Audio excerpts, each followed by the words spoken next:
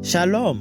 Aujourd'hui, mon frère, ma soeur, je veux attirer ton attention sur cette vérité dans la Bible, une vérité fondamentale, une vérité extrêmement importante, qui va t'aider d'aller beaucoup plus de l'avant, qui va t'encourager, qui va te challenger, qui va te fortifier, qui va te donner beaucoup plus de force, beaucoup plus de foi en Dieu.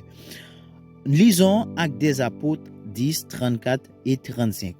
Alors Pierre, ouvrant la bouche, dit: En vérité, je reconnais que Dieu ne fait point exception de personne, mais qu'en toute nation, celui qui le craint et qui pratique la justice, lui est agréable.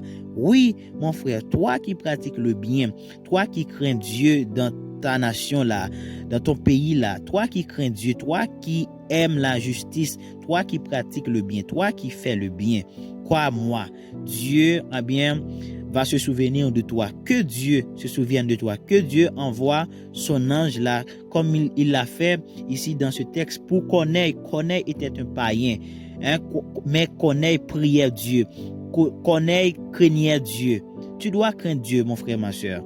Corneille craignait Dieu, et tu vois, Dieu a envoyé un ange visiter Corneille et a mis Corneille, a placé Corneille dans la vérité avec beaucoup plus d'exactitude.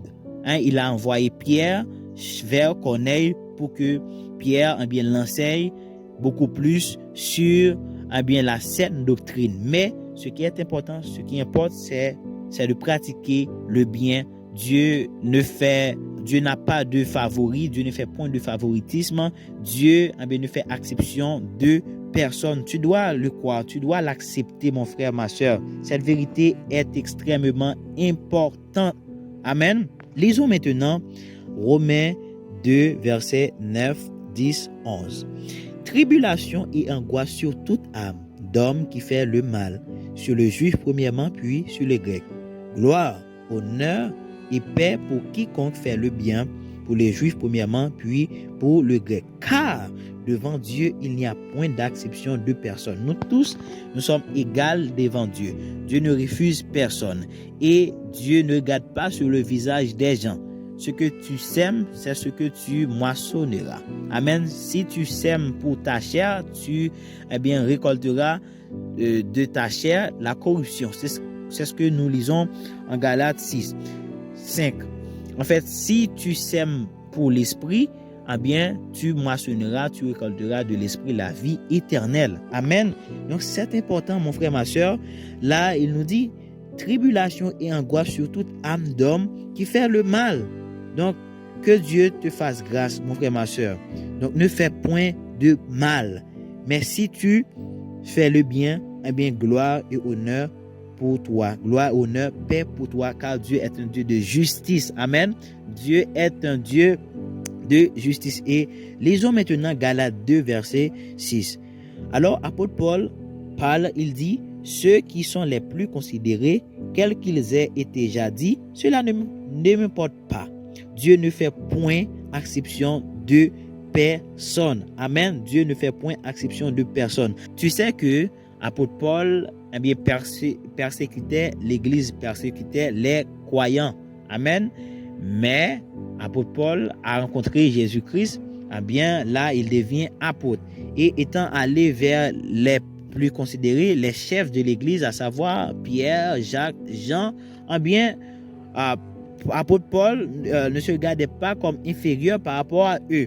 Il croyait, il avait cette assurance. Et voyez plus loin, apôtre Paul a même réprimandé, dans le verset 11, a même réprimandé à apôtre Pierre qui était avec Jésus, qui était vraiment une colonne de l'église. Apôtre Paul avait cette assurance, c'est cette assurance que tu dois avoir. Dans le verset 11, apôtre Paul dit: mais lorsque Céphas, à savoir Pierre, vint à Antioche, je lui résistai en face parce qu'il était répréhensible. C'est ça, mon frère. En tant que croyant, tu dois avoir cette assurance. Si tu vivais dans une vie de péché, tu viens dans l'église, tu viens à peine se convertir, ne te regarde pas comme inférieur par rapport aux autres. Ne te regarde pas comme inférieur par rapport aux pasteurs, aux apôtres, aux prophètes, peu importe ce qu'ils font là. ils voient, ils sont dans la voyance, c'est bien, mais ne te regarde pas comme inférieur. Dieu ne fait point exception de personne. Dieu n'a pas de favoritisme. Ce que tu sèmes, c'est ce que tu récolteras. Donc si tu fais le mal, etc., peu importe. Et ne te regarde pas comme étant venu trop tard en Jésus-Christ. En Christ, non. Dieu ne regarde pas les temps, Dieu ne compte pas les temps d'ignorance, les temps que nous étions dans l'ignorance. Amen. Donc si, mon frère, ma soeur, et tu vivais dans une vie de péché, tu vivais dans une vie de débauche, donc ne dis pas que est-ce que Dieu va t'accepter. Dieu ne refuse personne qui vient à lui. Amen. Dieu ne refuse personne. Dieu ne regarde pas sur le visage des gens. Donc mon frère, ma soeur, je veux t'encourager. Je veux t'encourager tout simplement. Amen. Je veux t'encourager pour te dire que si tu vois des gens qui sont bénis, en fait, il y a des gens qui ont des méga churches et puis toi, tu as vraiment une église qui a 50 personnes, 100 personnes, et puis il y en a qui ont une église avec 2000, 3000 personnes. C'est pas que Dieu les aime beaucoup plus. C'est la manière dont ils croient. Donc, c'est la manière de croire. Amen. Donc, ils croient que Dieu peut faire beaucoup de choses avec eux. Eh bien, ils bénéficient de ça. Amen. Ils croient ça. Et puis, peut-être, ils ont respecté toi qui ne vois pas la main de Dieu, qui ne voit pas la bénédiction de Dieu sur ta vie. Peut-être il y a des principes spirituels que tu dois respecter. Par exemple, un principe, c'est le principe de la semence, comme je viens de le dire. Eh bien, si tu sèmes peu, tu moissonneras peu. Si tu sèmes beaucoup, tu moissonneras beaucoup. C'est une loi spirituelle, mon frère. Et tu dois semer avec joie, avec joie, sans tristesse, sans contrainte. Amen. C'est ce que nous lisons dans la Bible. Donc, mon frère, ma soeur, donc ne sois pas frustré. Donc, ne t'éloigne pas de Dieu. Ne t'éloigne pas de la vie de l'Église. En pensant que, tu es trop sale, tu es trop, pervers. Non, Dieu seulement accepte ton état et vient à Dieu. Et toi, mon frère, Dieu peut te bénir. Dieu peut te faire et te combler de grâce. C'est la manière de croire. Amen. Crois que Dieu peut te bénir. Crois que Dieu ne fait exception de personne. Dieu ne refuse personne. Dieu ne regarde pas sur le visage des gens. Seulement prie, demande Dieu. Dieu va te donner. Dieu va te combler. Donc aujourd'hui, ma prière pour toi, aujourd'hui, c'est que Dieu transforme tes pensées, Dieu renouvelle tes pensées en Jésus-Christ. Amen. Soyez transformés par le renouvellement de l'intelligence.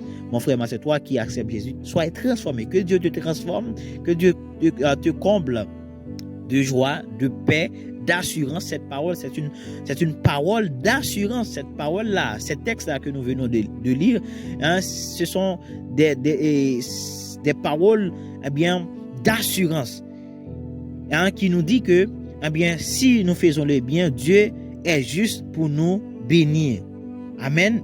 Mais si nous faisons le mal, Dieu peut nous punir. Amen. Car Dieu est un juge. Amen. Dieu est un juge. Donc que Dieu, mon frère, te fasse grâce. Que Dieu te fasse grâce. Que Dieu lave, que Dieu purifie tes pensées. Amen. Dans le nom puissant de Jésus-Christ, que Dieu te fasse grâce, mon frère. Qu'il pardonne les années que tu étais dans l'ignorance. Toutes les années que tu étais dans l'ignorance là, que Dieu te pardonne, mon frère. Que Dieu pardonne tes manquements. Que Dieu pardonne tes faiblesses. Que Dieu pardonne tes erreurs, tes fautes là que tu as commises.